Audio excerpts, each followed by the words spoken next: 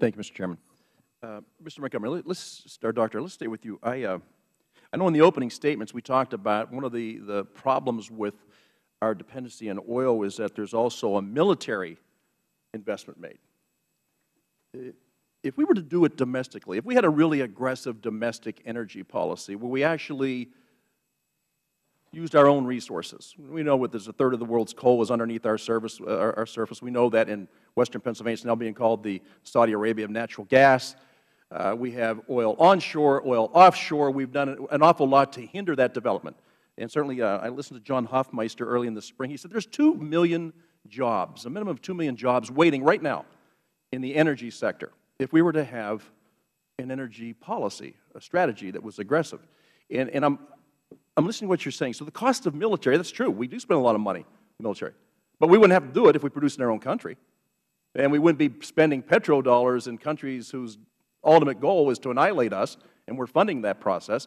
I have a difficult time when I hear that, we want jobs right now, but we keep gaming ourselves, and this investment that we've made, and only in government, by the way. I've come from the private sector. And I love this idea of these green jobs and you have to go after them. When you don't have to worry about a positive return on investment, you can waste a lot of taxpayer money. There's hardworking Americans whose money has been invested, and I keep hearing this, there's an element of risk. And I understand there's an element of risk, but when you take hard-earned American tax dollars and you throw it at an agenda rather than at a strategy, and you see the waste, it must really rankle somebody like you who've done your whole life, you've watched this happen. And it's just only in this town can you squander money and not worry about it because there's an endless supply of it. And if you don't have enough money for that project, don't worry. We'll get more money. We'll just raise taxes and we'll throw some more money at that and we'll re-allot money to you. And I think that's really where we're at today. When we ask about this money has been wasted, there's nobody in the private sector that would continue to squander the capital that we're squandering right now on a re-election agenda and not on an energy policy that makes sense for America. And in all your work, would it be possible without government subsidies for these green jobs to go forward? Because you know what, I'll tell you what, in my district, and one of the local business owners, he has a marquee out in front of his place, he puts down green jobs equal red ink. And I'll tell you what, I think that guy has a better feel for what's going on with our policies right now than a lot of folks inside this beltway. So, really, without the subsidies, we talk about, well, yeah, General Motors is willing to invest in the Volt. No kidding. They got a safety net underneath them. Market-driven means you can drive it off the lot. Somebody wants to buy it. Not you're going to throw somebody $7,500 of taxpayer money, federal money, and then $3,500 of Pennsylvania money for somebody to drive that car off the lot. And we're already seeing, by the way, and I know this because I'm a Chevy dealer, this great idea that we're going to produce 16,000 of these Volts this year. Well, we're selling about 500 a month. If you do the math, there's 10,000 Volts that are going to have no home to go to. And being a dealer, I know whose driveway they end up in or whose lot they end up in. Just tell me, without the government subsidies, who would venture into this wonderland, and I mean wonderland, wondering if it could possibly work if it was their own money? Thank you, Mr. Kelly. I think I heard 3 questions. So let me go back to the first one, which was more frustration than questions, I got to tell you. Thank you. No, I think there were 3 topics I would like to talk about. The first one is energy security.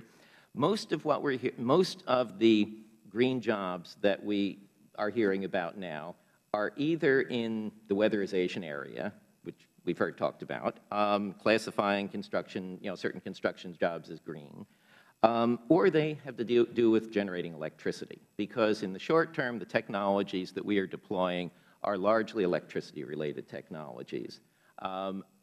And the electricity technologies are already being supported by things like the state-level renewable portfolio standards and requirements of the various public, California's requirements for renewable energy. And that's making a market. Again, it's created by a government, but it's created by regulation.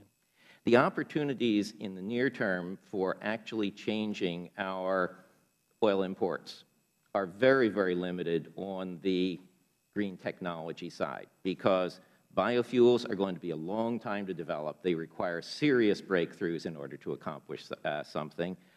Electric vehicles, I think you've described very accurately that the market just does not exist for electric vehicles with the current prices of electricity and the current prices of these vehicles, except for people to whom they're a very expensive toy or people who will be given them for free.